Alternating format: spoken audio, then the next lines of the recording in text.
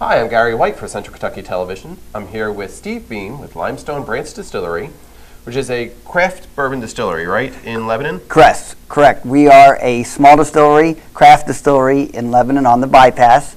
We've been open for a year Right, now. just had your anniversary. Just the anniversary this past February. It was a very exciting time for us.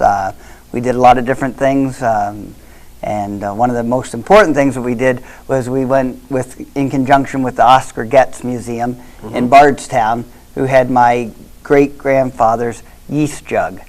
And we swabbed the inside of the yeast jug to get a sample to see if we could, in fact, revive the family yeast. That's exciting. It's very exciting. It's a very important part of the distilling process.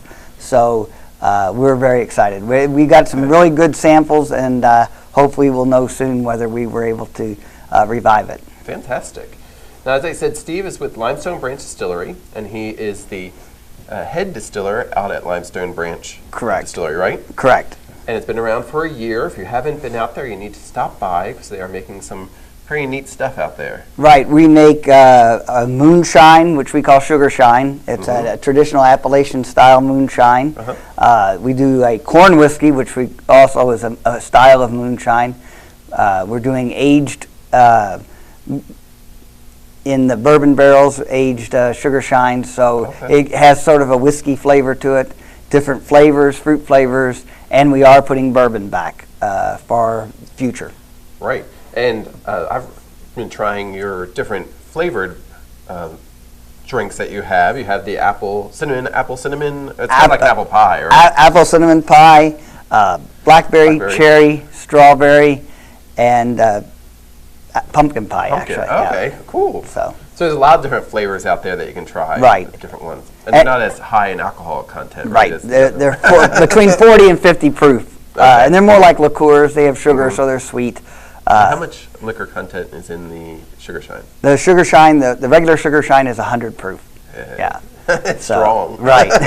Right. Well, we wanted to, people expect the moonshine to have some kick to it, so we wanted to have some kick. That's great. So. And as you said, Steve is a Beam. Right. So you have a family history going back with some of this bourbon and distilling, right? Absolutely. Our families date back to the beginning of the bourbon industry here in Kentucky, actually. My mother's family are actually Dance, and J.W. Dant actually started distilling in Marion County in 1836. And that's one of the reasons we ended up in Marion County. We were going back to the home place and ended up in Marion County. Also, on the Beam side, my great-grandfather had a distillery in Gethsemane, which is now called Trappist, and he had that up until just before Prohibition. And and then my grandfather was a master distiller at many of the different distilleries around Bardstown right after Prohibition and up until the 50s and 60s when he passed away. That's great. Now, as we said, Steve just did something for your anniversary. You're trying to find some of the old yeast that was used by your grandfather, right? Right. So, in distilling, yeast is a key component, right? Correct, and it's been a tradition, especially in the families in the distilling industry, to pass down yeast from generation to generation.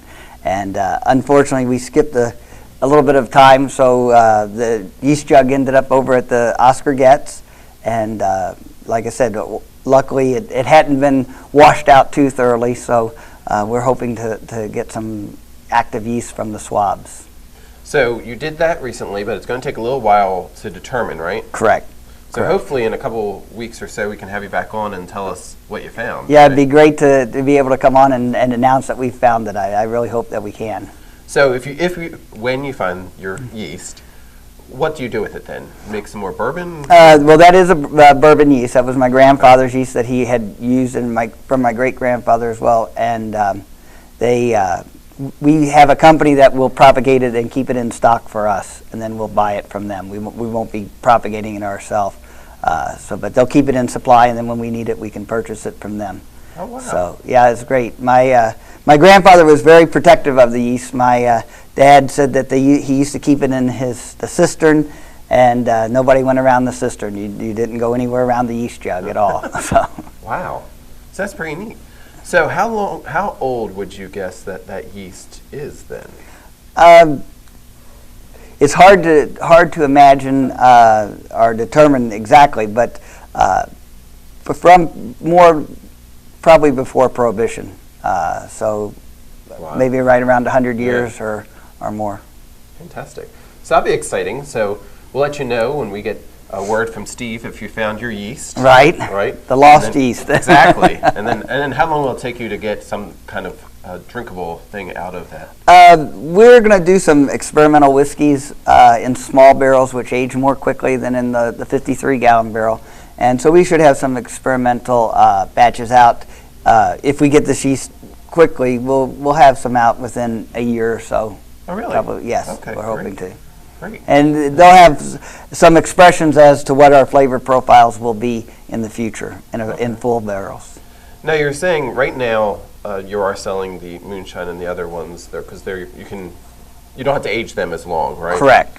But you were holding some back for bourbon. You were saying. Right. We are putting back every month. We put a little bit back for our bourbon as well. Now, how long do you have to age that? Our bourbons in the 53-gallon barrels, we're going to let the bourbon actually tell us when it's ready, but 4 to 6 years is a good estimate. And on the 53s, we're doing some 30-gallon barrels, which will probably be ready in 2 years, and maybe some of the smaller barrels will be done sooner than that. Okay. All right. Cool. So, and straight bourbon whiskey has to be at least 2 years old by law. So anything with the label straight bourbon whiskey is 2 years. Just regular bourbon whiskey or just bourbon does not have an age statement. Okay. It's kind of complicated. There's some Kentucky laws as well. So, but straight bourbon whiskey is 2 years old. Okay, great. So hopefully in a couple of years we'll have that too. Right, right, 2 years. So again, I'm talking with Steve Bean, who is the head distiller for Limestone Branch Distillery, which is on the bypass in Lebanon. Tell people your address and your phone number. We are located at 1280 Veterans Memorial Highway. That's just a little bit north of the Hampton Inn, and our phone number is 270-699-9004. And you have a website? At limestonebranch.com. Okay. Limestonebranch.com. You can visit and learn more about Limestone Branch Distillery, or come on by and have a tour, because you do give out tours there too. We have tours which are free and open to the public 10 to 5 Monday through Saturday and 1 to 5 on Sunday. And we do tours and tastings, and we're happy to show people around. You can check it all out. And also, I know you're doing some stuff outside, so you're going to have some nice outside stuff. We're working on landscaping the properties. We have 14 acres. We're cleaning up down by our 2-acre lake. I have a whole bunch of bourbon roses coming in, so that we'll have a bourbon rose garden. So there's some exciting things going on outside as well. So I think you have like a little green thumb in addition to being a distiller, right? Well, yeah, I have a history of that, yeah. So. Well, good. So head on down to Limestone Branch Distillery in Lebanon. It's been Gary White for Central Kentucky Television.